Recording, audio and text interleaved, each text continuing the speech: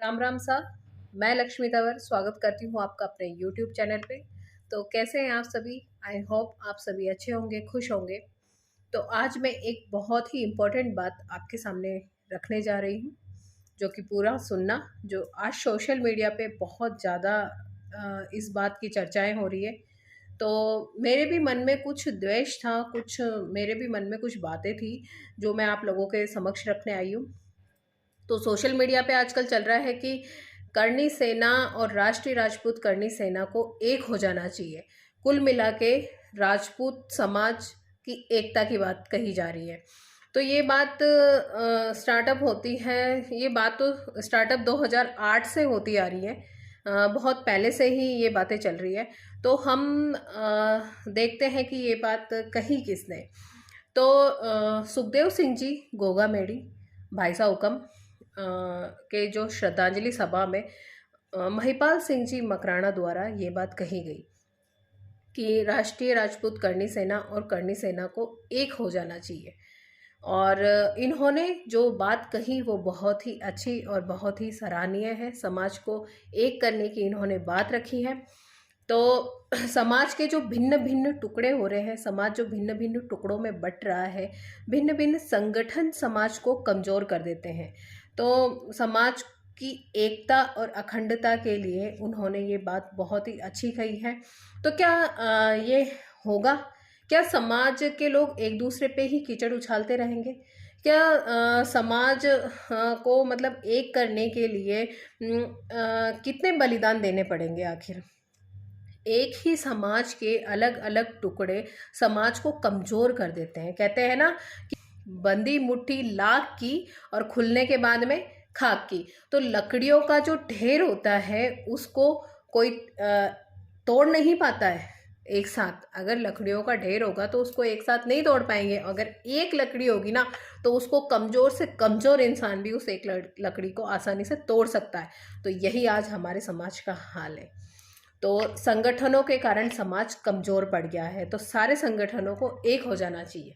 तो करणी सेना की जो स्थापना है वो हुकम लोकेंद्र सिंह जी कालवी के नेतृत्व में हुई थी।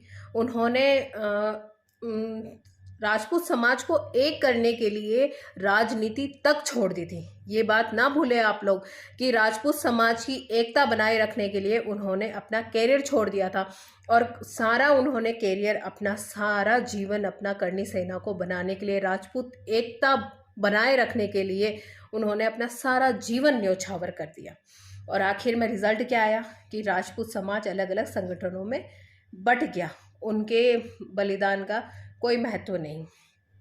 तो आज भी जो बलिदान दिया है सुखदेव सिंह जी गोगा मेडी ने, वो समाज के ऊपर ही दिया है। तो बहुत पहले से ही हमारे समाज में ये बातें चली आ रही है कि राजपूत समाज एक हो, एक हो, एक हो। तो सिर्फ एक होने की ही चर्चा हम लोग सुन रहे हैं, पर राजपूत समाज अभी तक एक हो नहीं पाया है। कई संगठन बन चुके हैं। करणी सेना, राष्ट्रीय राजपूत करणी सेना, राष्ट्रीय युवा संघ, ऐसे राजपूत समाज कई संगठनों में बट गया है। तो भाषण और तालियां बटोरने से कुछ नहीं होगा। समाज के लिए आगे आना पड़ेगा। समाज आपको अपने पद का भी त्याग करना पड़ सकता है आगे आने के लिए, समझाने के लिए समाज के लोगों को। और समाज अपना जो समाज अगर अपना अध्यक्ष चुने तो वो समाज के नेतृत्व में चुने, और जो अध्यक्ष चुना जाता है वो समाज के नेतृत्व में काम करे, समाज को आगे बढ़ाए। तो पर ऐसा नहीं होता है। सब संगठनों के राजा बनना चाहते हैं, सब अपनी गद्दी नहीं छोड़ना चाहते हैं, सब बॉस बन के रहना चाहते हैं। तो समाज एक होगा कहाँ से? मैं ये बात पूछती हूँ कि समाज एक कैसे होगा जब कोई अपना पद का त्याग ही नहीं करना चाहता? तो कैसे हम समाज को एक करेंगे?